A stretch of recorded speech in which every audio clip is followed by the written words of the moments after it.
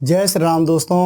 आज मैं आपको बता रहा हूँ कि धनु राशि के जो जातक हैं उनके लिए 16 दिसंबर से 13 जनवरी के मध्य का जो समय है वह कैसे रहने वाला है। तो दोस्तों, जैसे कि बात हो रही है स्वयं में धनु राशि की, और इस समय भगवान सूर्य नारायण क्या है, धनु राशि में ही बैठे हुए हैं। यानी वृश्चिक राशि को छोड़कर यह धनु राशि में इन्होंने क्या किया है, प्रवेश किया है। तो ये समझ लीजिए कि जब स्वयं की मतलब ये मान लीजिए कि जैसे धनु के अनुसार यह है और धनु राशि में ही भगवान सूर्य नारायण बैठे हुए हों, धनु राशि की ही बात की जा रही हो, तो यह समय ओवरऑल आपके लिए 101% अच्छा रहने वाला है।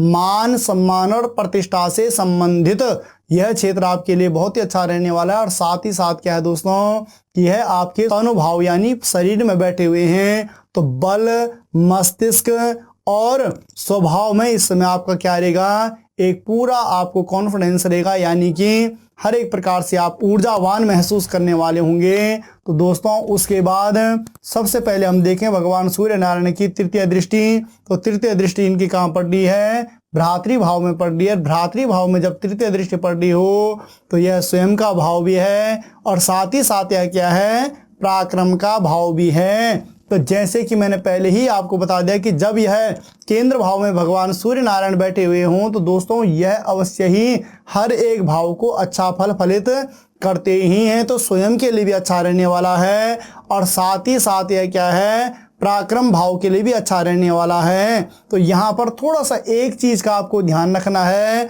कि अगर आपको श्वास से संबंधित कोई प्रॉब्लम है दोस्तों, तो उस पे भी आपको थोड़ा सा यहाँ पर क्या है, ध्यान रखने की आवश्यकता है। तो आप उस चीज पे ध्यान रख लीजिए। बाकी रही बात पराक्रम भाव की, तो पराक्रम में अवश्य ही आपकी अच्छी वृद्धि इस समय होने वाली है। उसके बाद पंचम दृष्टि दोस्तों आपके संतान भाव में पड़ रही है। संतान भाव यानी कि इस समय आपको संतान सुख भी प्राप्त होगा। और संतान सुख का ये तात्पर्य होता है दोस्तों कि जब जो हमारी संतान होती है, अगर हम युवा अवस्था में हैं, संतान भाव का देखें तो संतान भाव उस समय क्या होनी चाहिए, उनका एक पढ़ाई लिखाई में एक अच्छा रिजल्ट आ जाए, या वह अच्छी प्रकार से अपनी शिक्षा दीक्षा में ध्यान दे रहे हों तो भी संतान सुख होता है। अगर हम वृद्ध अवस्था में हैं तो जो हमारी संतान है दोस्तों वह क्या हो, आज्ञाकारी हो, यानी वह हमारी रेख देख कर पा रही हो, हमारी सेवा इत्यादि कर पा रही हो,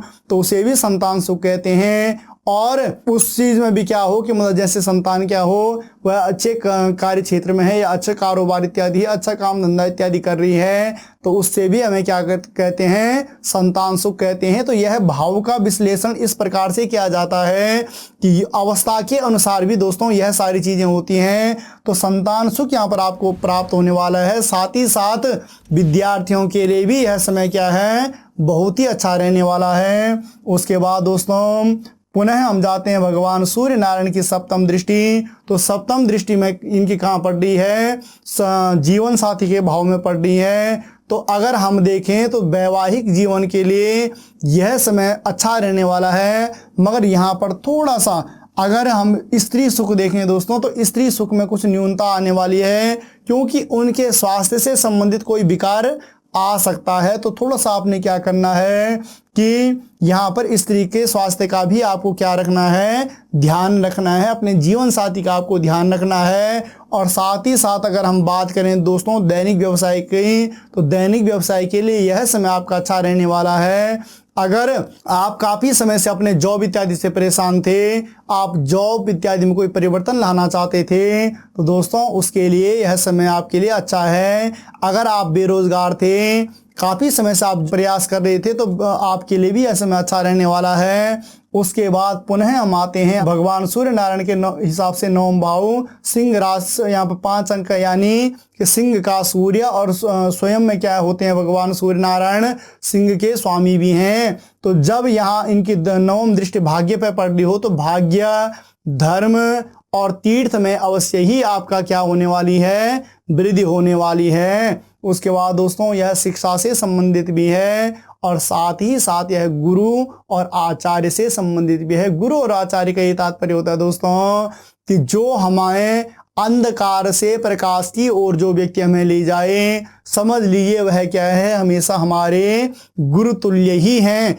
गुरु तुल्य का ये तात्पर्य होता है दोस्तों कि इस प्रकार से कि कई बार क्या होता है कि जब हमारा स्टूडेंट लाइफ जब हमारी होती है, उस समय जो हमें शिक्षा दीक्षा इत्यादि देते हैं वह तो गुरु होते ही हैं। उसके बाद दोस्तों जीवन में कई बार हमारे जीवन में बहुत बड़ी परेशानियां आ रही होती हैं, और उस समय भी जब उस संकट से कोई हमें उबार देता है, निकाल देता है, उस समय अगर कोई हमारा हाथ पकड़ लेता है तो वह भी क्या होते हैं, गुरु तुल्य ही होते हैं। तो ऐसे व्यक्तियों का हमेशा हमें क्या करना चाहिए, सम्मान वैसे भी करना चाहिए।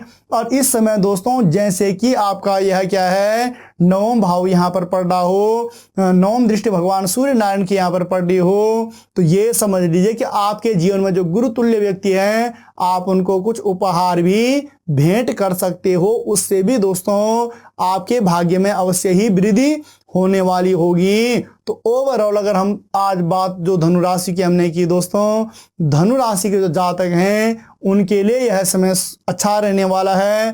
थोड़ा सा आपको अगर ध्यान रखने की आवश्यकता है तो तृतीय भाव में आपको स्वास्थ्य से संबंधित और सप्तम भाव में जीवन साथी से संबंधित यानी उनके स्वास्थ्य से संबंधित कोई मतलब विकार आ सकता है। तो इससे थोड़ा सा आपको क्या रहना है, सतर्क रहने की आवश्यकता है। बाकी हम देखें तो ओवरऑल आपका यह समय क्या है, अच्छा रहने वाला है। तो दोस्तों आपको हमारा यह वीडियो कैसे लगा, आप इसे अवश्य ही लाइक करें, कमेंट करें, और मिलते हैं पुनः एक नए वीडियो में।